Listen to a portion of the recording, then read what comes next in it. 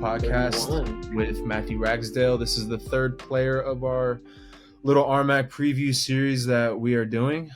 Matt's a fifth-year guy out of BH, started at Western. He's had a pretty damn good career, but it's always fun talking to him. I say he's Matthew, man. That's just all you can say. It's Matthew. You could tell he was a little looser this one. Yeah. Interview number 2, he was a little more loose. Yeah. You could tell he was feeling himself with his crispy cut and his, tee that he had on. But it was fun having him on, man. Yeah. He said that. I was like, bro, you get a haircut? He's like, it's scrimmage week, man. I got to look good. I was like, jeez. There we go. There it is. I knew it. Yeah. But he's got to be nice and ready to go. When he's putting a 25 piece on somebody, he's got to look crisp. What do you think of some of the stuff he said? I know I got like those questions I asked him, especially the one just talking about how if he ever experienced some of those struggles, in these 5 years, going through his college basketball carear. I'm not going to give it away. I'm not going to say anything about what he talked about, but I was again, kind of like with some of our other guests, it was an answer that I loved, but I wasn't expecting at all. No, exactly. And with the question I asked about the advice, I kind of knew that the answer he was going to give me too. Just because I obviously, like him and Avery, I coached for 3 years. So I know them on a more personal side. I knew the behind the scenes stuff with them. But like you said, dude, his answers on some things were just like I said last week to Abe, it's like, man, this kid's grown up in front of my eyes. And it's like, wow, 5 years is a long time from when we first started playing games. But everyone has a different path. Like, not everyone just comes out the gate scorching hot. And I think Matthew's story is perfect for kids that believe they have the talent, but aren't all the way there yet when they first start out, I guess. So hearing that side of his story, which I'm not going to give the whole thing away, but that was to me what I liked the most. Yeah. And he, when he started to get into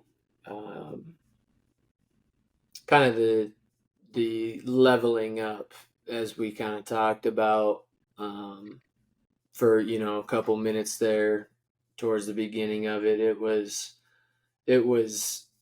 it's evident in his career for sure. Like I know his numbers were down last year from what he came from at Western, but that's going to happen when you're playing with another player that's a high-powered player, and especially when you're on a better team that's winning, you see that, you're not getting all the shots and all the looks. But I think the one thing looking back at the conversation is he leveled up in those areas of leadership that we also mentioned in this episode, and the other tangents we kind of went off of that conversation, but you see evidence of that, what he was talking about, if you just look at his career.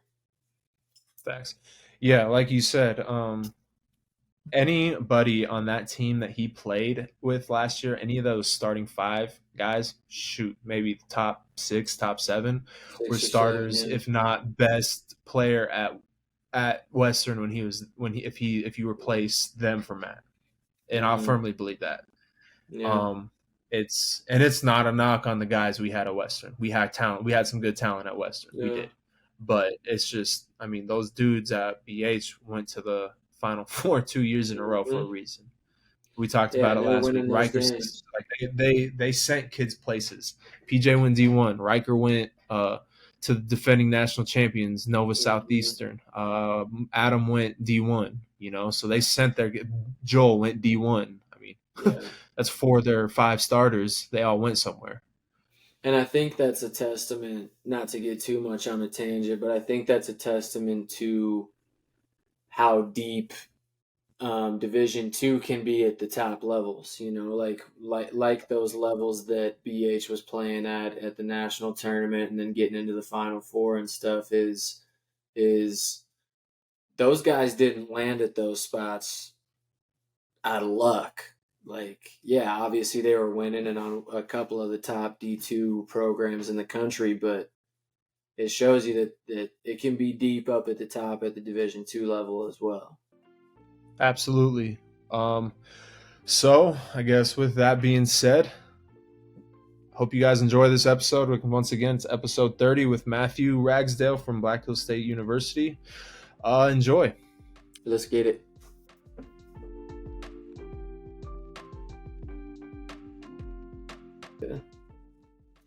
Yeah, but Mitch sometimes would get the fade a little too tight because he was a military guy.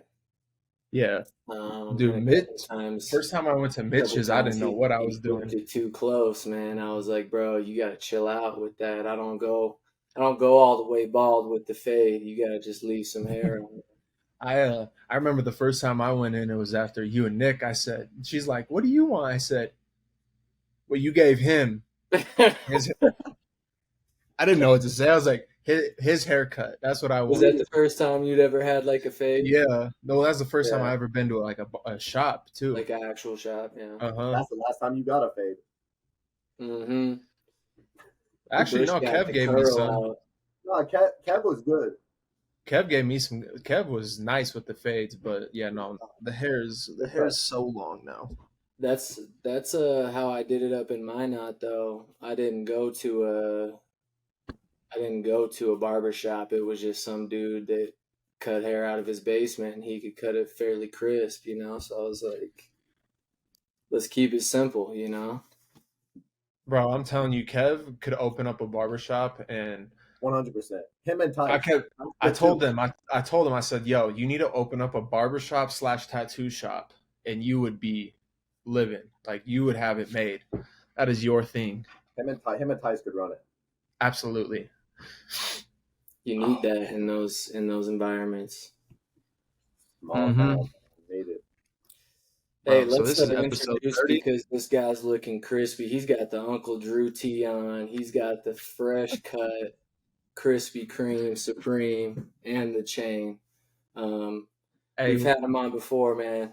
Matthew Ragsdale from Black Hills State. Yo, real quick, you two, when it comes to style and like getting ready and trying to be looking good 24/7, that you two have that same category made. Oh, I swear, bro. It's normal though, Butch. It's normal. You gotta put the time in, bro. Oh, you gotta look good. You got in public. Hills had the nickname Hollywood Hills because Hollywood. No matter, it would always take him forever to get ready because he always had to look good. Hey, bro, let me go upstairs and wash my face real quick. We're going to the lake. I have to exfoliate, bro. I have to exfoliate. No, it's oh man, it's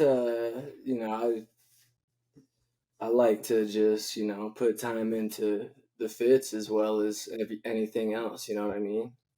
Yeah, I take pride in it. I respect it. I respect this. For the people that don't know, that are maybe new to the show, Matthew, you are a 5th-year senior, correct? Old head, man. Yo. Old head. 2nd year at BH. First 3 years were at Western. I guess right off the bat, to be honest with you, let's just get right into it. Like your journey as a basketball player. I mean, this is what we've been kind of starting off with every episode we've been doing this. Just kind of like what made you fall in love with it to the point where you like it's just life or death type thing, basically, for you. I mean, I started playing like early, so like I started in, I want to say probably kindergarten. Like I was playing YMCA, so like obviously it's not that serious at that point. But then I want to say once like I hit 6th grade, that's when I like started playing AAU, and that was just like SoCo and stuff. I don't know if you guys know what that is, but in Colorado, No. it's kind of like the little Colorado Springs League. It used to be really popular, but like now, like not so much. But Okay. like I played in that, and then we moved up to the Denver League because my team was smacking everyone in the Springs. We needed a little bit of more competition, so went up to Denver, and then like we did really good up there, and then after that, like we kind of just started searching around for like AAU teams. Like once I hit high school, to travel, and then I mean to be honest, I really didn't like fall in love with it till probably like after my freshman year of high school. Okay. When I kind of like figured out that I would want to do this in college. So I don't know. Like it everyone's different, but Yeah. it took me a minute to kind of like realize that's what I wanted to do, and then I don't know. I just got in the gym a lot as a high schooler because we had the YMCA like right by the school. So I mean, a lot of our team spent a lot of time there playing pickup. Probably some of the best pickup games. Like looking back, like that's some of my favorite memories in high school is pickup after school every day. Mhm. So, and then I don't know, like high school, that experience was great. And then I don't know, I've just kind of like been in love with it ever since. And since I got to You won a college, couple state championships, didn't you, in high school? oh, I only got one my senior year. You got one. Okay, Lost I thought you might have won we two. lost my sophomore year, but I was swinging JV and varsity that year, so like I really didn't touch the floor that much. Okay. And then my junior year, we made it all the way to the state championship, lost to Longmont by 3, and then the next year we actually were both undefeated when we met each other in the state championship that year, and then we ended up on top. So that kind of felt good. Oh, it was a rematch? It was a rematch, and like we were both Oh. undefeated, so like there was a lot of like we were ready to play that game. There's no way we're losing to them again because I mean, in my opinion, we should have beat them by 20 first time we played them during my junior year. So like that was cool, and then I wanted the next challenge to play college, and then I don't know. It's like it's cool trying to be challenged every step. Like high school was you get used to high school. Next challenge is college, and then once you get to college, I feel like there's levels of growth because your freshman, like my freshman year. I mean, I remember my first like 2 games we played. I mean, we played Colorado State the first game, but And then Weber. I'm not gonna lie, I was scared that first game. I got out there, I was like, yo, I don't I don't know if this is for me. And then I remember we played West Texas, lost by 60, and then we played Permian Basin the next game. That was the other way around. Remember, it was the other way around. Yeah, Permian Basin first, and then I went like 0-7 that game, and was like, dang, like this ain't gonna be easy at all. And then just like be able to grow, and then kind of just see your growth each year. It's been I don't know, it's been a journey for sure, and I'm thankful to be able to have one more year to do it. But like just looking back, it's crazy like how fast everything flies by. Absolutely. Like I remember being a freshman, and now like, this is my last everything now. So Are you like, are you having moments of like are you having moments yet of like, oh man, this whole college basketball thing is like really winding down, or has that hit you yet? I mean, it has a little bit. I mean, you see videos online all the time of coaches talking about it. I mean, we had a meeting the other day, and Thompson, kind of told us that like college basketball is not forever. Like you get 4 years, and then if you're lucky to have a 5th year, then I mean that's it. So like, I mean his message was pretty much like you got to make the best out of your 4 years. Like this is not forever. And then I mean he even explained like once you get to the pro level, I mean at that point it's a business. Like you don't play good, you get fired. Like that's just how like life is. So I mean a little bit. There's some days where I'm like, dang, it's almost done, but like I'm just trying to enjoy it right now. And I feel like I'm in a great place, great community, great program to be able to finish my last year. So Yeah. Yeah. The one thing I will say about that Permian Basin game, I remember at a shoot around, you came up to me. You kept. It was like it was that game, and I think it was the Weber State game too. You kept coming up to me like, "Hey, Bush, you ready? This is the game. I'm about to go crazy." And I was like, "All right, bro, show me." But at the end of the day, at the same time, like I knew, even though you went 0 for 7, I was like, "Man, this kid's gonna be ready for like that big moment when it's like, yo, I need you to shoot the ball because we're relying on you to shoot the ball now." And it was cool because I don't think a lot of kids come in with that mentality, but they don't stick to it. They just I think they're too scared to really try and fill that role in practice. You know, it's like, oh, I need to just do my thing in practice and all that stuff. When we always told you guys, like, you want to do stuff in a game, like practice is your time to kind of showcase us that you can do it. You know, like that's your time. I mean, we're not playing for wins and losses in practice. We're practicing to practice. Yeah, I mean, I think to kind of carry off that point, I think in a sense when I mean your job is to shoot the ball. I mean there is a certain amount of pressure that goes into that because Yeah. everyone expects you to make shots, like, and then when you're not making shots, that messes with and it messes with your confidence, your head, like everything. So that was kind of like the biggest thing for me my freshman year, and eventually I figured it out about halfway through the year. Did you ever feel that last year? Like just because this question just came into my head just because like that building is obviously your best basketball game ever Yeah, took place in that building as a different player, and then you come back in the next year as a player for that team and you got the community, like they know like, oh, this is a big addition, like we watched this kid go for 50 alongside Joel in one game. Like did you ever feel that last year?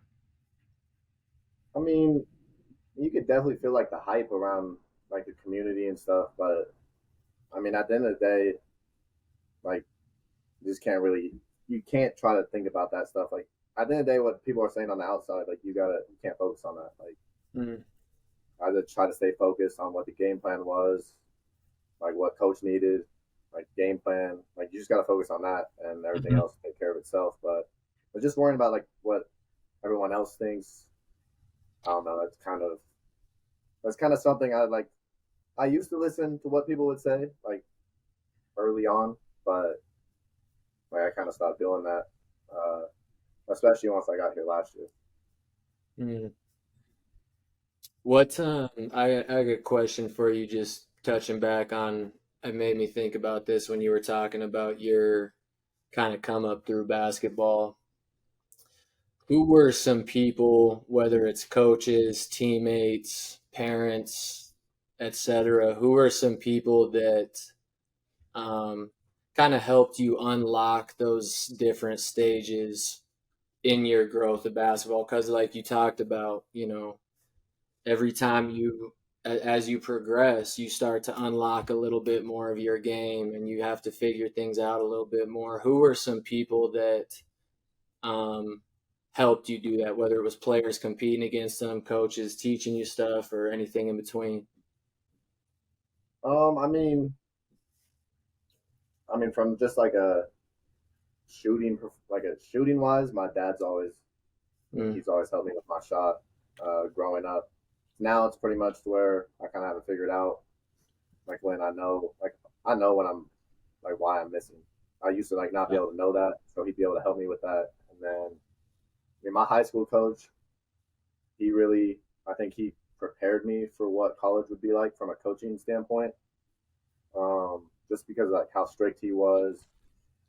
I mean, he runs that program like a college program in high school, so I mean, it really prepared all of us once we got to college to kind of know what to expect. And then I'd say, I mean, my freshman year team, and Bush, you probably can attest to most of this. I think that freshman year team is probably the best Western team I've been on. Um, and we had some really good leaders on that team. I feel like having James helped me so much during that year. Just I mean, because obviously you got the upperclassmen coming at you as a freshman. Yeah. I mean, and Porter had good intentions. Like he was just trying to make me better, and same with Cole. So like those two guys really pushed me every day. But like having James, pull me aside, tell me how to do this. But I feel like them having confidence in me that early when I was a freshman kind of helped me kind of get off to the start I did about halfway through the year, kind of once I figured it out. Mm-hmm.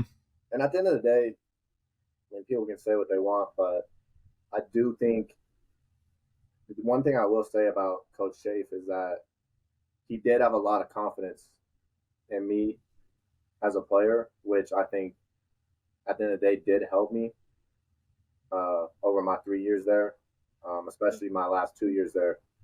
And he really gave me a lot of freedom and confidence, to kind of do what I'm good at. So, I mean, I do give him credit for uh, kind of where I'm at today. And then I'd say like just being here with Coach Thompson, like it's been a great experience just because like he's just so smart as a basketball coach, and Oh yeah. the thing he does is he coaches you. I Yes. mean, there's still there's I mean there, I probably can't name one practice this year where he hasn't got on me, but Mm. like no one likes getting yelled No. at, and sometimes I get like sometimes I do get in my head about it because like I don't understand why he's doing it, but at the end of the day, like you got to be able to take that.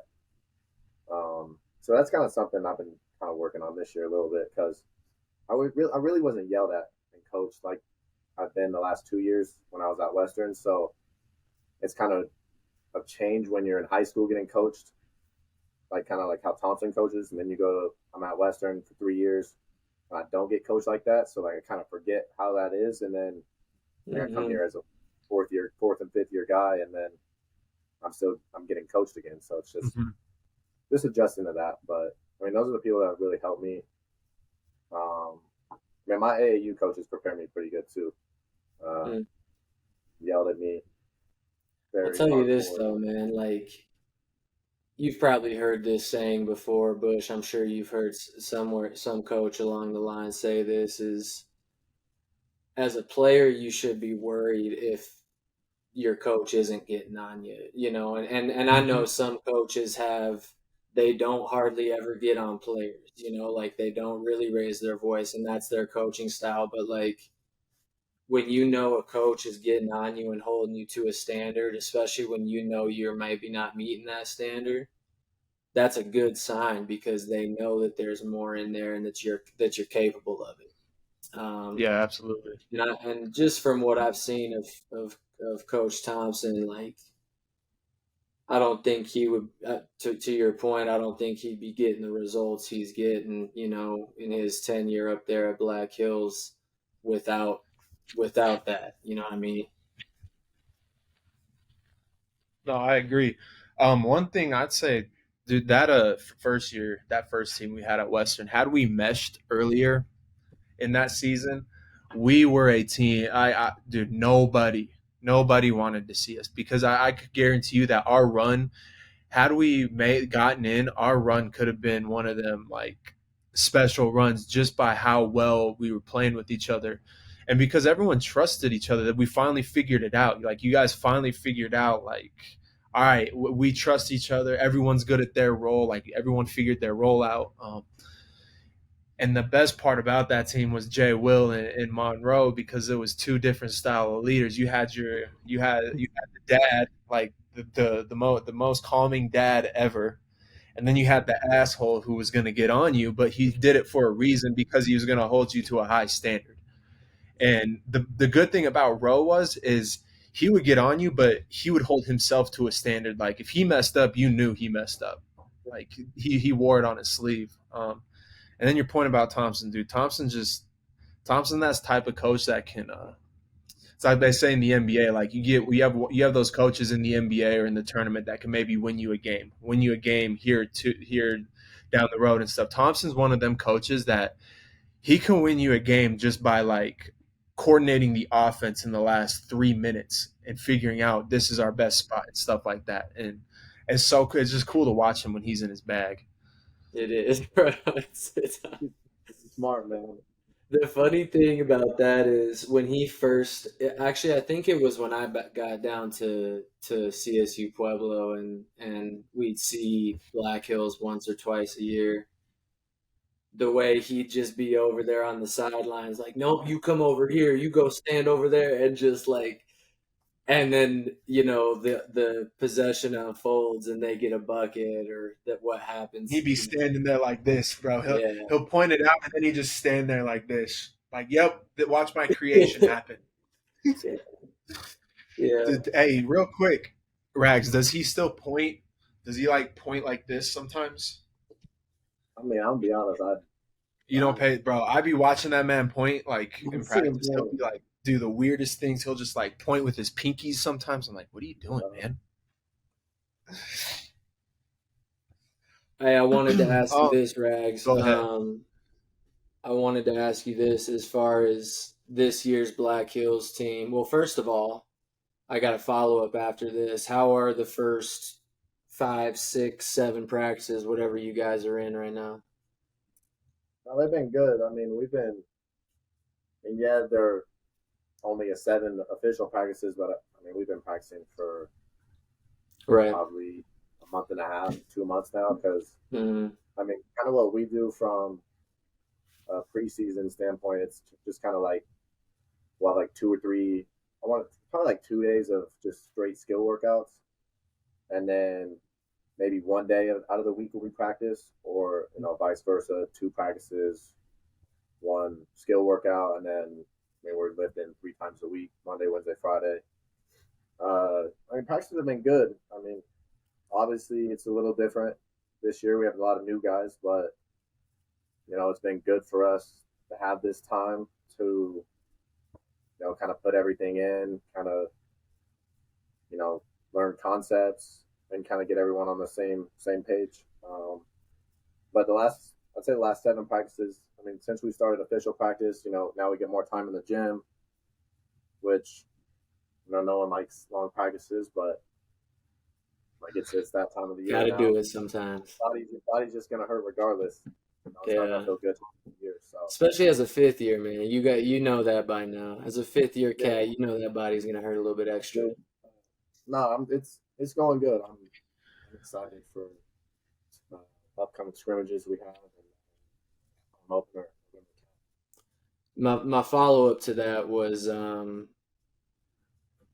I'm glad you kind of alluded to some of this is what are some things that you're seeing is different in this team as opposed to last year's team? And I'm talking in the sense of like, obviously Joel Scott's got out of there, but even guys like PJ, basically long story short is you have some guys coming in at key spots that are going to be new. And gonna maybe have a little bit of a learning curve. What are some of the things you see you guys are doing well and maybe want to get a little bit better at heading into, like you said, your first couple scrimmages and games? So I mean, to be honest, defensively, I mean we had the potential to be a very, very good defensive team. Like there are times where we look very good defensively, like even better than last year at times, which might think I'm crazy, but like we have a lot of potential on the defensive end to be very good, and I think we are going to be very good. I'd say, I mean, teaching the offense is kind of just kind of what we run. It takes a minute to kind of learn it and adjust to it, but guys are starting to pick it up quick, and kind of it's kind of meshing now. So now it's kind of fun to play. I mean, guys are doing a good job right now of getting in, learning stuff. I mean, the thing about this team is we're very coachable too, and I think being able to be a coachable team with someone like Thompson definitely helps. And I mean, I think it's going to be good. I mean, I think we have potential to be very good. I mean, we don't know what that is yet, but Absolutely. I mean, we're striving. I mean, the goal hasn't changed. So, I mean, we've set a standard here. Before I got here, the standard was kind of already set, but everyone knows where we want to be at the end of the year. So I think that's important Yes, that we indeed. all know that. Yeah, so it's good. That standard honestly got set the minute Thompson took over because they went to the RMAC championship game that year, his very first year. I remember that one. That was kind of crazy with Dez and Mac and all them. The 7C or 6C or something. Yeah, something like that. And I think they ended up losing to Highlands. I remember T.O. was on that team. Talk about a kid that made a turnaround. That kid, he turned into such a great player. You played against him, didn't you, Rags, your freshman year? Freshman year, he was talking crazy to me. I was like, bro, you're like 26. I was 19 out there. I was like, yeah, all right. Oh, man. I was looking at Joel. I was like, bro, why do we got a 26-year-old talking to me like this right now? Yeah, right? He was a dog, made though. his way back. He was a dog. He was a very good player. So, I do want to ask you this. So, like, if you could go back, even this is like one of them cliche questions. If you could go back to like the beginning of like your freshman year, what from now 5 years ago, what kind of advice would you give yourself, or like what kind of advice would you give to kids that want to get to the college level? I mean, the biggest thing I'd say is I knew it was going to be like hard once I got to college, but like I didn't know how hard it was going to be. Like I didn't like there's so much more that goes into like being on a college team. Like obviously you got practices, you have workouts, then you have all the extra stuff you got to do. Like it pretty much consumes your life. I mean, you really get Sunday off. Usually if you like once you get in the season, you have stuff on Saturday, whether it's practice, meeting, something else. So like I would tell someone that they expect you're not going to have a lot of free time. And I think the biggest thing is like you just gotta take it one day at a time. I feel like because I kind of wanted it. I mean, you kind of said it earlier in the show, like that Permian Basin game. I was telling you, I was like, this is about to be the game. Like, you just gotta like really, really kind of trust the process and honestly take it day by day. Because when you're looking ahead and doing all that, I mean, it doesn't like it honestly just messes with your mind a little bit. So like you got to take care of like what's in front of you each and every day, and then eventually that's going to pay off over time. And I'd say biggest thing I probably looking back, to be honest, I probably would have taken like my rehab a little more serious. I feel like a lot of people say that. A lot of people say their bodies. Like, I'm at the point now where, I mean, yeah, I'm a fifth year, so like, yeah, I've always been sore every year, but like this year, I feel sore a lot. So I started ice bathing and stuff, stretching a lot more, eating cleaner. I mean, after my sophomore year, I started eating super clean because I don't know if Bush remembers this. I weighed in at like 210. Chubby boy, bro would eat like a quart of ice cream a night. I weighed in at like 210. I was like in the spring, sophomore year, and then I really took stuff serious with my diet that summer going into my junior year, and then I came back. I think I was like 190. So, I mean, I just think taking that more seriously, stretching, ice bathing, like you just got to do stuff to help your body. And I wish I would have done that a little sooner. And obviously, it was kind of hard at Western. I was about to say that the facilities, and then obviously the marathons we were running every day. I was about to say on the point of like we got McDonald's and Arby's is the only fast food place, bro. And it's like hard. Like what you don't understand is like when you go to a small school and you don't have a lot of like food places, and you are a freshman and sophomore and have to stay in the dorms and you don't have You a have to kitchen. learn how to cook. But even as a freshman and sophomore, like you don't have a True. stove or anything to cook. Like you got to go to the caf, and it's just like, do you really just want to eat salads all day? Like at the end of the day, that's not going to fill you up. So, Hey, I trust mean, me, man. I know what you mean. I went to JUCO.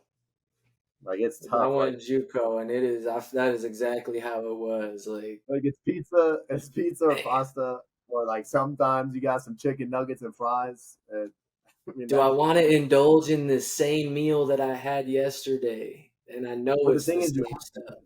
Western, Yeah, we'd have late practices when we got to like 6. We're all going to the calf starving. So then at that point, you just want I your ain't food. gonna lie, Hills. That calf serves some sus food sometimes. Like the meat Bad. wouldn't be cooked all the way. Like I've seen pictures of the ooh, meat being like blue raw, like just the outside layer is cooked and the rest is just pink red. I'm like, just yo, slapped it you're on the gonna kill grill for a somebody. second. Here you go. Rags, I want Oh to ask man. you this. Were there, just specifically in this kind of 5 years that you've been at this college basketball level, were there moments where um, you kind of felt that it was maybe too much, or however you want to put that, or however you kind of see that? Were there moments where you were kind of really questioning um, if it was worth pushing forward for you, or were you got a guy that was always like, no, I'm in this thing? Because for myself, and I know for you coming in, you were, sounds like as a freshman, they were wanting you to play a pretty big role immediately. Um, and Yeah. it wasn't that way for me, especially at the junior college level, playing with some of those guys that were highly ranked JUCO guys and trying to find my way on the floor. I got to tell you, there were times where like, man, do I got enough in the tank to keep going? Were there any moments like that for you throughout this 5 years? I mean, to be honest, probably the only time I really questioned, like if I wanted, like if I was meant, like if I like belonged on the basketball floor was probably just it was probably the first half of my freshman year until Mm. I mean I want to say I mean it's I don't I've always played good against BH for some reason, but It's the gym, bro. I think It's the gym, dog. That's the best shooter's gym in the RMAC. I Hilgs want to knows. say Hilgs knows. my first game like really Absolutely. doing anything my freshman year was at BH. So Facts. then I kind of got confidence because you only really need like one game, 1 or 2 Mm-hmm. games where it's Mm. like okay, like you belong here. So I mean, and then there's special games where like you really do perform good, and then you go back to I go back to my room, and for me, honestly, I love taking showers after the game, and like being able to get in the shower and be able to think. That's like somewhere where I'm able to think and have peace. Uh, like after those big games where like you do perform at a very high level, and I would think to myself like you do belong here, like all That's that doubt, visualization right there, baby. I like it's love Was just that it the visualization. like it's the best feeling in the world when that happens because it just like you do realize what you are doing every day is like it is like the work is working. Mm-hmm. Um, like all that work you're putting in is paying off, but I mean you don't see it like instantly. Like you got to sometimes wait a little bit. And so what was But that for you? When you hit that point where you were like, man, that maybe you weren't seeing the work I pay think I off a might little know this bit. one. I think I What might know what this one. was it? And not necessarily, maybe it was a performance where you kind of broke out, but like while you're in that time of, man, I'm struggling, like I'm breaking every shot, whatever it is. What was it that helped you get to that point where you did have that breakthrough? honestly, like I just kept shooting the ball. Yeah, I mean, because I I feel like love that. I mean, mean, yeah, everyone's gonna go through slumps, but like at the end of the day, it's gonna go in eventually.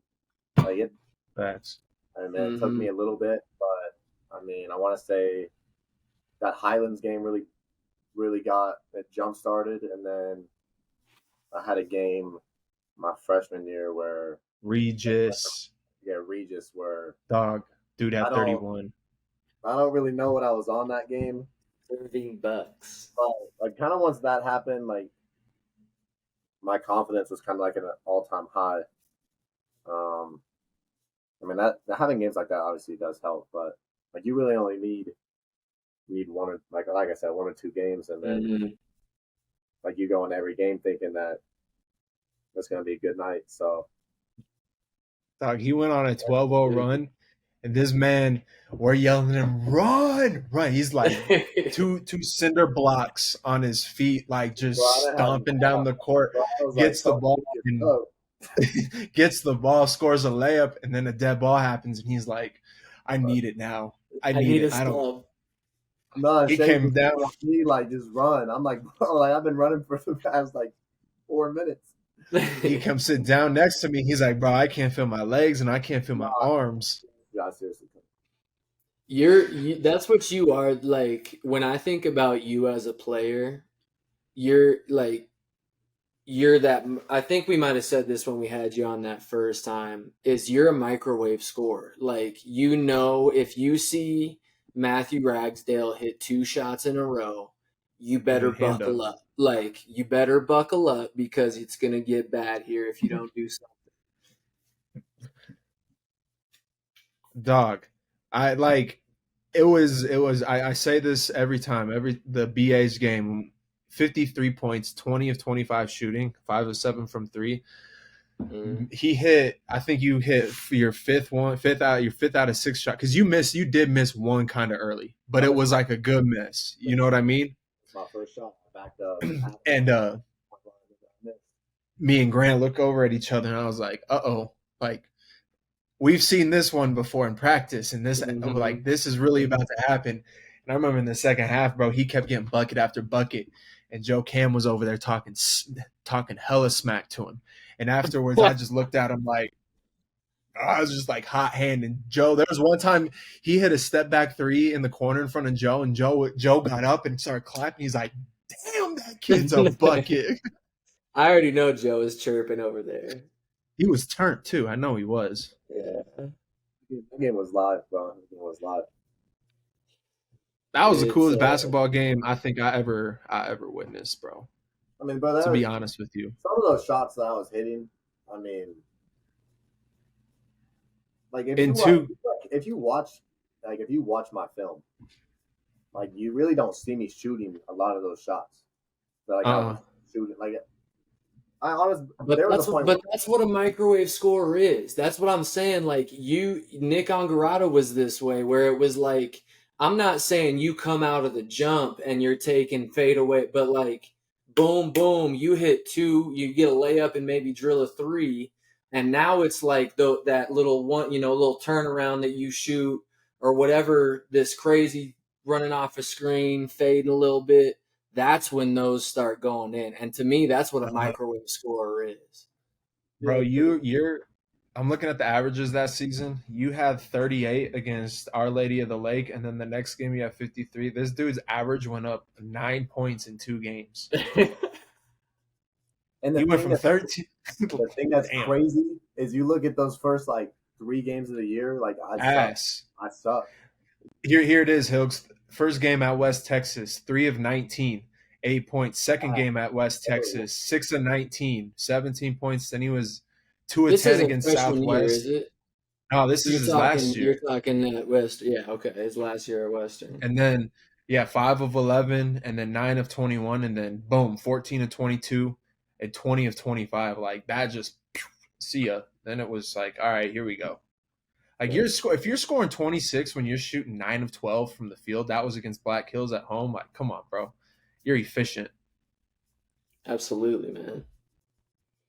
Hey, just a quick side note. I feel like I'm asking all the questions, but Bush, you're absolutely right about the Young Center being the best shooters gym in the conference. Hell yeah. It's because it's the same depth. I feel like behind each basket, the depth I doesn't ain't gonna change. lie.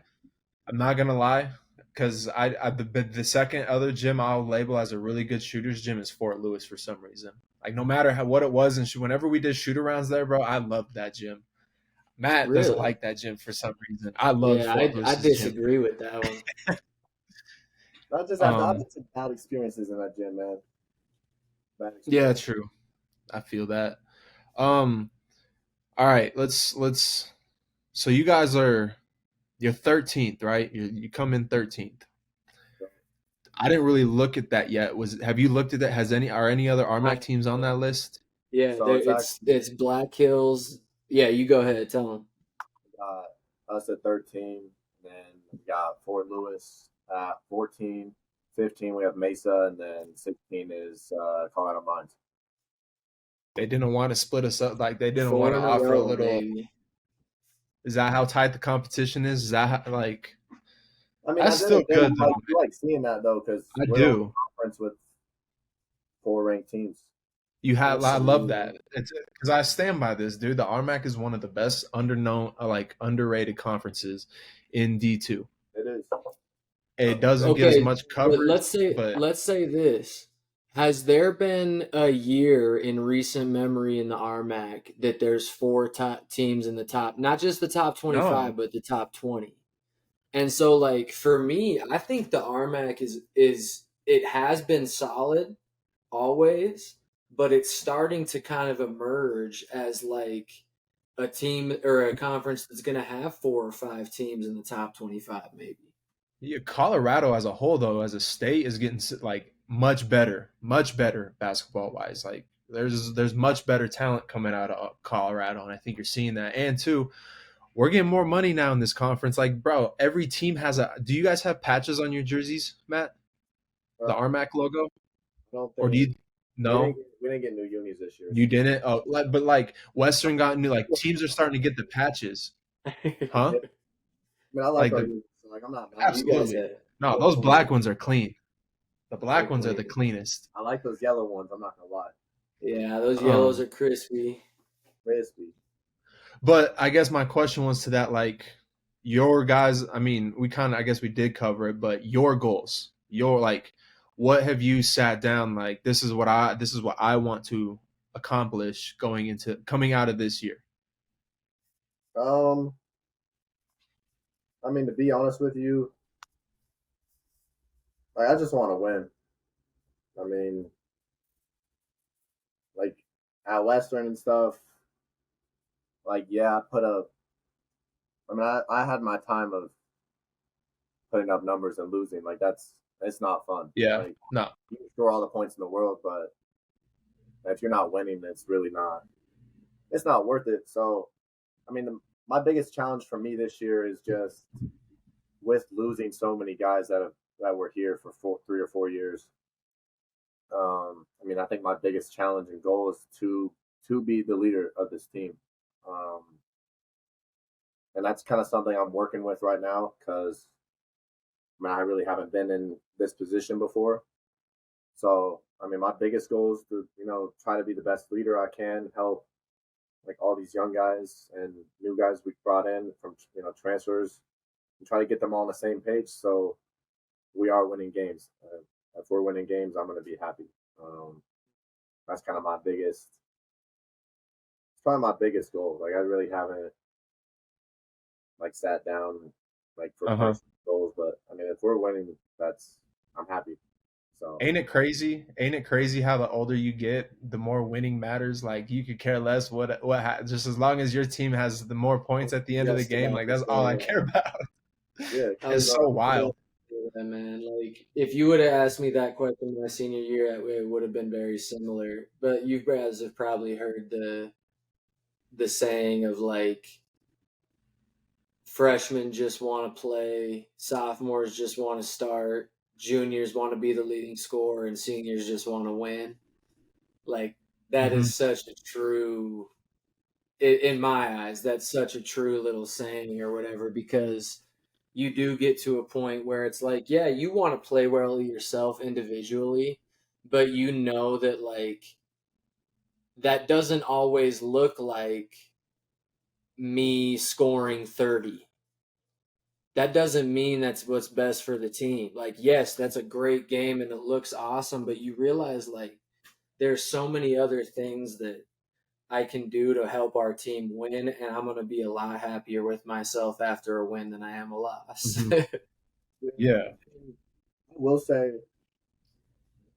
probably last year changed my perspective on that a lot because, I mean, our team last year, I mean, in my opinion, I do think we had the best roster in the country.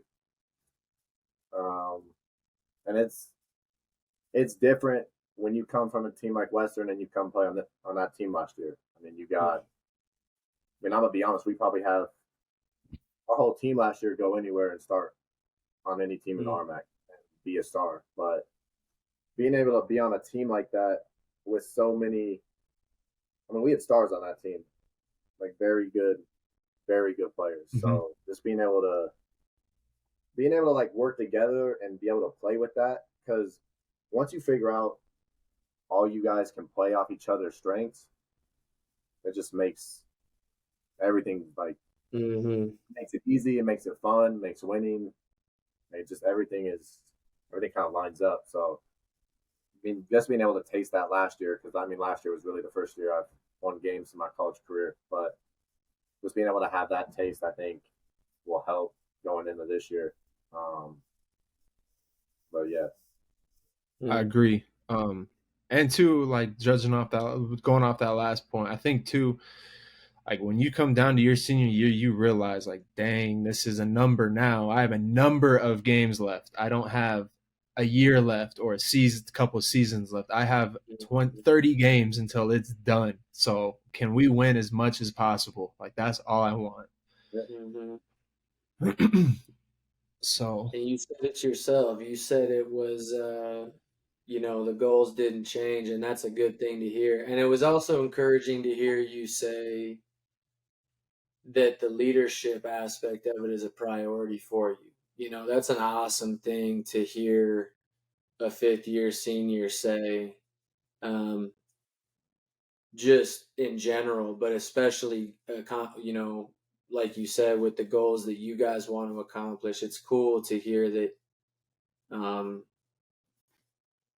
to achieve that, you feel like your leadership and you want to be that guy that is leading the team to that. So I'm excited to see it, man. I'm excited to see you and just kind of your whole team take a different form, and especially with your last year here, I want to see you do your thing out there again like you always have. But I know it's going to be. What'd you say your first game was? November 10th? Who do you got? Oklahoma? Christian? Must be pretty nice. It'll be good games, good atmosphere. I'm hoping so. You're going to play a former RMAC guy in the University of Arkansas, Forrest Smith. Leon's there. Yeah. Who? Leon Ramiro ended up going there. Oh, okay. All right, Hills, there you go. Make a trip on up. Make a trip. Come on. I can get us a I could get Darren. Darren can get us a studio. Darren can get us a studio. He has a studio. We can shoot in the studio. My birthday's the next day. There you go. Perfect. See, go to Deadwood. Have a great time. Yeah. Spend it in Spear, baby. So, all right, let's take it. We're gonna take a transition. I know we did not talk about this beforehand, but I was doing this as you guys were kind of talking towards the end. But we gotta do our pick'ems. I got the records. I got all that stuff in front of me. Matt, I got some games for this week. You gotta pick. But first, let's recap last week's. Oregon and Washington. Me and Hilgs, Avery, and T. Hurdle picked Washington to win, and Washington did end up winning 36-33. USC and Notre Dame. Yeah, it was a comeback win. I'll tell you what, Michael Penix Jr. as Desmond Howard's dude, they are nice. Yeah, nice. Lefty too, Michael right? Vick 2.0. Michael Vick 2.0. USC at Notre Dame. USC got absolutely mollywopped, 48-20. Nice job, Hilgs, T. Hurdle, and Avery picking the wrong team as I came out on top, the only one.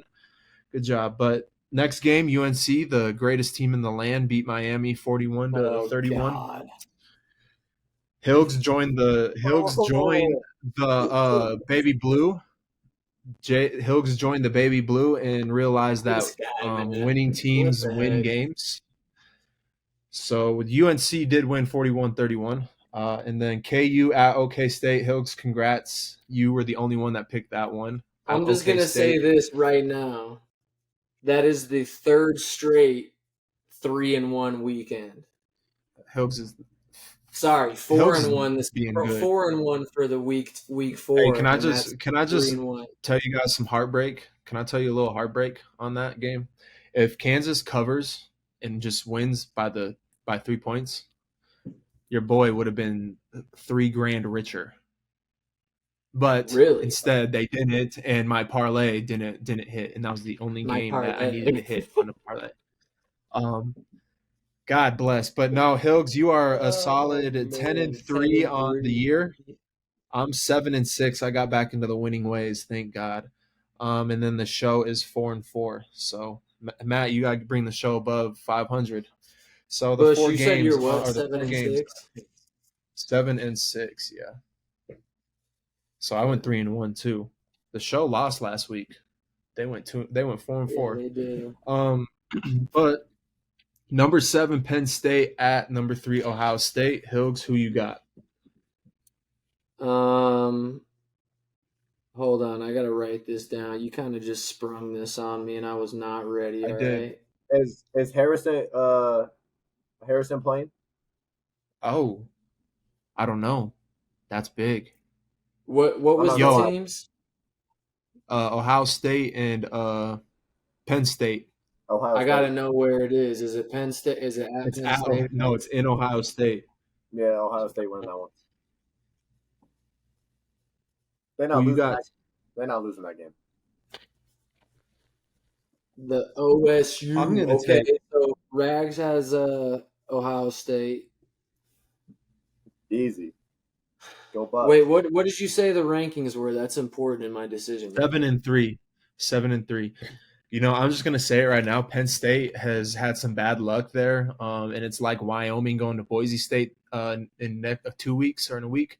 Haven't won there in a while. I think it's the year. Penn State. You're taking Penn State, bushel beans. Sure. I think I'm gonna go with Ohio State, especially because it's in the horseshoe. I almost said the big house. The shoe. That's Michigan. All right. So next game, we got number 17 Tennessee at number 11 Bama. You need to put this stat into your head real quick. Nick Saban has never lost a game in an SEC matchup at home in October. So I'm going with Roll Tide. Yeah, but we're in a different day and age now. That's one of those stats where it's like LeBron James has scored 45 points 3 times on a Tuesday in Think of September. how good the SEC is though. In October, he's never lost a conference game. I got Tennessee. Okay. Rex has Tennessee. Bush has Bama. Bush, I'm actually with you on Bama. Tennessee. You know, I liked that Tennessee game last year. That was that kid, that receiver has 7 receptions and 5 touchdowns. That was nasty. I just want to say this real quick about the SEC football. I think, and obviously we've seen this with Georgia, but no, I think the SEC is starting to balance out a little bit. It's not so top heavy, or like it is pretty top heavy That's still, but that balance of power is a little more even. All right, next one, number 14 Utah at number 18 USC, and USC's coming off that USC ass kicking that they got handed to them. Okay, yeah, I'm sticking with USC as well. Williams ain't getting the second back game. To be honest with you, I'm going with USC too. But this is hard in a sense because, bro, the last 2 years Utah's had USC's number. Yeah. They have, but I think Caleb Williams is going to throw about 7 touchdowns. So Yeah, One man against him. he's filthy. All right, boys, you're welcome for this one. It's a great matchup. It's a conference matchup. It's the first time in God knows, like, probably their existence of the school that Duke's been ranked this long. But number 16 Duke at number 4 Florida State. any chance this guy gets, he takes a shot at Duke. Florida State. Florida State. Oh. Yeah, Florida State's winning that one for sure. Oh, you don't mean to tell me that I am No. Chill. No. Bro, Bush, have you watched Florida State play? Oh, they're nice, but have you seen Duke play? Their Oh, yeah, defense no, is I filthy. watched them beat the crap out of Clemson. But they're not playing Clemson. They're playing Florida State. Doesn't Florida State have that wide receiver that's nice, or is that Yeah. a different team? Yeah, Coleman, he's nice. Coleman. Like, my heart can't do it, dude. I can never. Their quarterback's nice too. I don't care if Duke's number 1 team in the land. I'm going for FSU. You are such a hater, bro. Hey, bro. Hey, go ahead. No, I wore a Duke shirt yesterday, and everyone was like, "Take that off." I'm like, Bro, I thought you were gonna wear that thing today, so I came prepared. No, I wore This it dude yesterday. says, I said, don't you dare give Hills any ideas on wearing that tomorrow. And he's like, I might just hit him up. And I was like, all right, I'm gonna bring their father's jersey down. No, and stop, let him bro. know who Oh their daddy God, is. Tyler Hansborough, put that away. Are we serious, bro? Are we serious? How many times did he Dude. win in Cameron? Dude, Answer why me did that. you hold up a piece of toilet paper? 4 dubs in Cameron. The greatest college basketball player to ever grace the floor. Who? Who? You heard it, Psycho T, Tyler Hansborough. Bro. I'm sick. I'm not even gonna respond to that. There's no way. Hey, Rags, if we have you on again, we have to coordinate because I got a Duke shirt too, so we'll wear it and Bush will love it. I got a Duke beanie. I got Duke shirts, sweatshirts. Dude. I even got a Kyrie jersey. Oh. Talk about the most overrated Duke career ever. Whoa. Played 8 games and served so many buckets. He was like, I'm gonna leave. Kyrie's so filthy, dude. Secondly, since we're talking about NBA guys, Hills, this is Hills' favorite topic too. Asking you guys, what's your take on the NBA this year, Rags? What's happening? We need your takes. Man, I'll be honest. I think keep them cool. Don't take any hot ones either. Yeah, don't worry. I won't get as heated as I do in these group chat messages, but what I will say is Bucks look good. I think they'll be solid. I think the Celtics with getting Drew was big time. Absolutely. Those are probably the 2 teams in the East. I mean, everyone counts Miami out every year, and then somehow they end up playing in the conference for the finals every year. So, I mean, you really can't count them out. But I'd say in the West, I'll be honest with you, Bush. I'll be honest with you. The Lakers go in the NBA Finals. That's the second guess we've had that have gone, been good on the Lakers. I know Bron's gonna be older. We're not expecting as much from him anymore, but I really like what I'm seeing from AD so far. So AD's gotta play. Now this fool said he was playing 82 games. I'm taking the under on that. No, he's lying. He's not playing 82 games. But I do think they made the best offseason moves in the league. I think Gabe Vincent, great pickup. Christian Wood, Jackson Hayes, Prince. They brought in some Cam Reddish is also not bad at all. So I think they got a good chance, especially bringing back the core they had last year. And then, obviously we're gonna have to go through Denver, but I'm not worried about that. I'm just really not.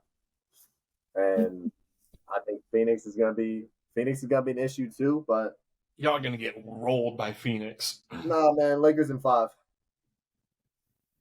Lakers in The 5. Lakers I'm not in gonna lie, five thing The has Nuggets screwed up. is like the Lakers in five is like the Cowboys are going to the Super Bowl. Okay, No, we've not been hearing that since COVID, since the Disney championship. now. Here's my thing. I think the Nuggets. Me personally, I think the Nuggets messed up. They talked too much after they won that first championship. I think the Lakers won them. I think the That's Lakers are fair. coming for them. That's fair. I think they screwed up a little bit. I think they got a little. My thing. They won one. Bron, they're acting like they just won. Like Bron has No, 4. I agree. Let's relax. I agree 100%. It's just I think they're just shooting shots at. I think they're just poking fun at just because how Braun pulled the whole retirement stint after the sweep. You know, that's not here or there. Like it's smart, bro. It's like it's smart. But with the thing with the Lakers is I agree. I think off season wise they did have the best off season. It's just can these guys mesh together? Because I feel like that's the problem every year is because like a couple years ago when they got Russ, Kendrick Nunn, you know, all those dudes, Malik Monk. Remember when they went and got all those dudes, revamped the roster, and it was like, okay, these guys have a shot, but you know, it's just did they get the right guys to surround Bron and AD? Because at the end of the day, you have to find the right players to complement LeBron. no. Because it's just it is what it is because it's how he plays, you know. But I mean, you look at his teams that he had in Miami. Once they put shooting around him, that's really when 100%. like he's got to have shooters around him, and I think Gabe Vincent can shoot the ball extremely well. I think Rui shoots it well. I'm not gonna lie, Rui's good, man. Like he was a great. The one I'm excited to see how he fits in is Cam Reddish because I think I agree. I you know who knows what happened with the Knicks, but I think he's a guy that like I think he's either going to get buried on the bench again and be out of the rotation, or he's going to be one of those guys that like is kind of a game changer in their lineup. Yeah, I mean, I feel like he's been overlooked since he was at Duke. I mean, you're playing behind RJ and Zion, so it's gonna. I was just about to say that. I was just about. Yeah. Reddish on any other team in the country, I feel like that year he's maybe gets drafted. So absolutely, I think to like straight up, Duke ruined Cam Reddish just a little bit, not a lot. Like he still had games. Like he won him that Florida State game where he hit the game winner and all that stuff. Like he still had games, but we never saw Cam Reddish. Like we didn't get to see the true Cam Reddish that we saw in high school. And that was what sucked about that team is because they could have been so good if they would have just, bro, if RJ would have just passed the ball just a little bit more, bro. You have a better shooter than you. But hey, I loved it. Even though I did want to see, I went to the Final Four that year. I was like hurt and not hurt because I did want to see Zion play in person. I would have loved to see that, but here nor there, I don't want to be. Was that the year they played Kansas in the Elite Eight? No, Michigan State. Cassius Winston. I actually was able to go to. I was in LA watching when Texas Tech played Gonzaga in that Elite Eight. That was a crazy game. Being in that environment was crazy. Like what that place was packed and like you could just like. Just the energy in that place was crazy. Like that's how the Final Four was, bro. The Final Four is like the coolest sporting event you ever can go to. Is the coolest thing. Like when we went and stood next to the court, and you just kind of realize, like, oh my god, we're playing ball in a stadium of football 70,000. Like you fit towns into this of people into this thing, you know. But one thing I saw this today, how in God's name, because I still can't wrap my head around this. How in God's name are the Warriors at a higher betting advantage than the Lakers who beat them last year? I don't know. So they're what's the, like they have a better odd. They're plus 900 and the Lakers are plus 1100 to win the finals. Really? Yeah, according to Vegas today. I thought that was low key kind of crazy. I don't understand. Prove me wrong, but I do not see this small ball CP3 hype working with this new NBA. I mean, it was clear that you needed big men last year. That's why we didn't beat the Lakers at the end of the day. Yeah, we went to like it was Steph or Klay Thompson said it. He's like, dude, it's so much different when you're driving. You got that jumping up in the air. Like, what do you do? Like, it makes you think a little bit.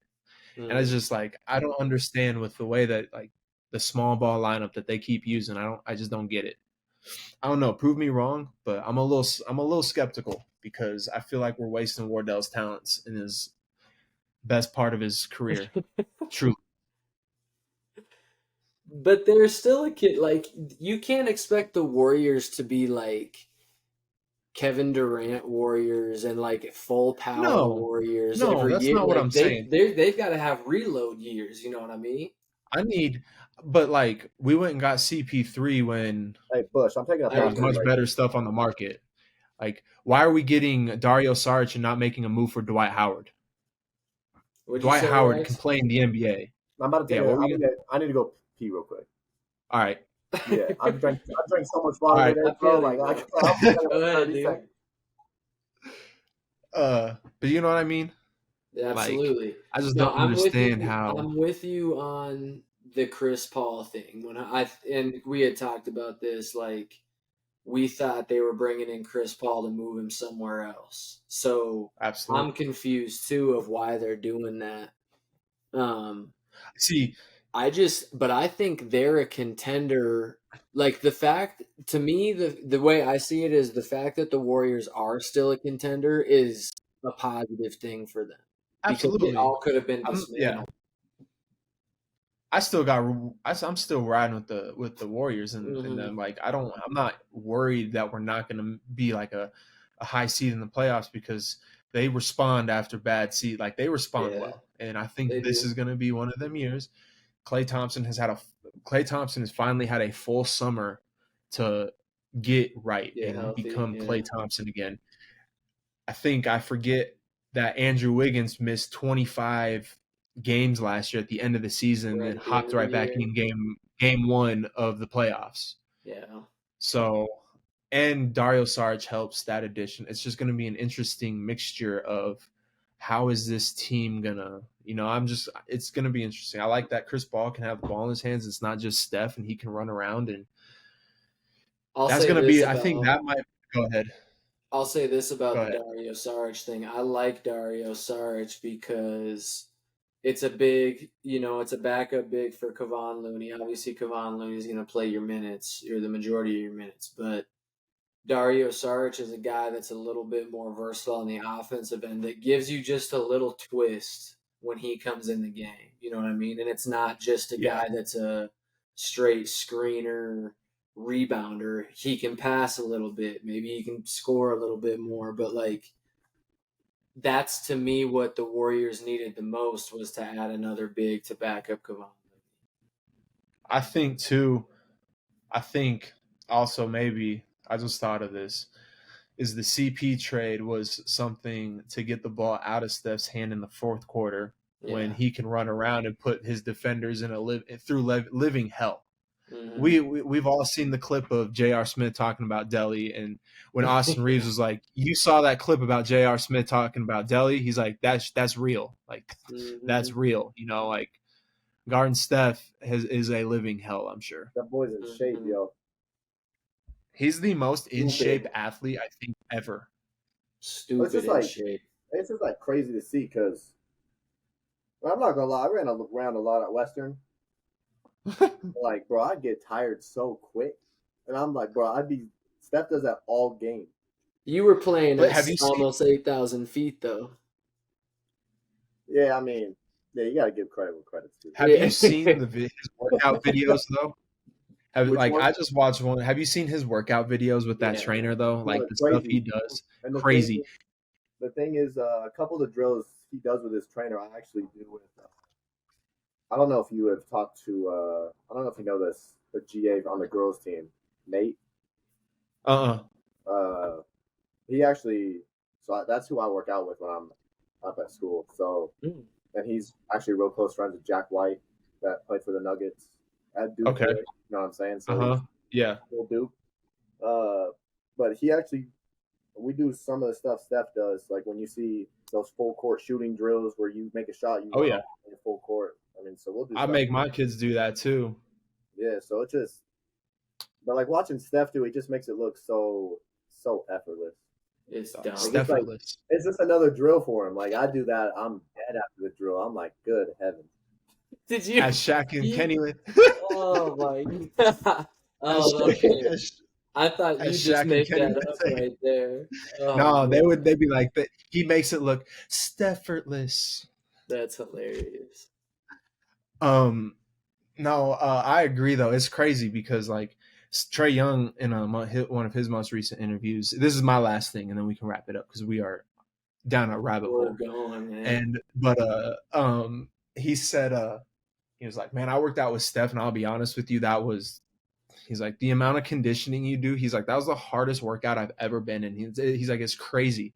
And they were talking to someone else. He's like, yeah, did you see Luka doing the ball handling drills that they were doing? He was like, he didn't give a damn about them. He's like, bro, why are we doing this? Like, oh, man. From another planet. Mm-hmm. Oh, boy. Hills, you got anything else? No, this was fantastic. This was absolutely fantastic. Yep. Matthew, we appreciate you. It's always as always, we'll have you on. That way we can get a true, raw, uncut Matthew Ragsdale outside of season, a different side. Yeah. But nonetheless, man, good luck this year. We both know the goals that you have going in. We know the type of player you are. And like I've said before, it's tough love, but it's done for a reason because, you know, someone has to remind you what people, the haters, think, right? Because sometimes the haters don't always speak, but someone has to be in your corner to remind you. Yeah. God, it's all love over here, man. Hey, appreciate it. I be getting rags. Good luck, man. I appreciate it, guys. Yes, sir. Kitchen Hook Podcast, episode 31. Spotify, all that good stuff. You know where to find us. Peace, y'all.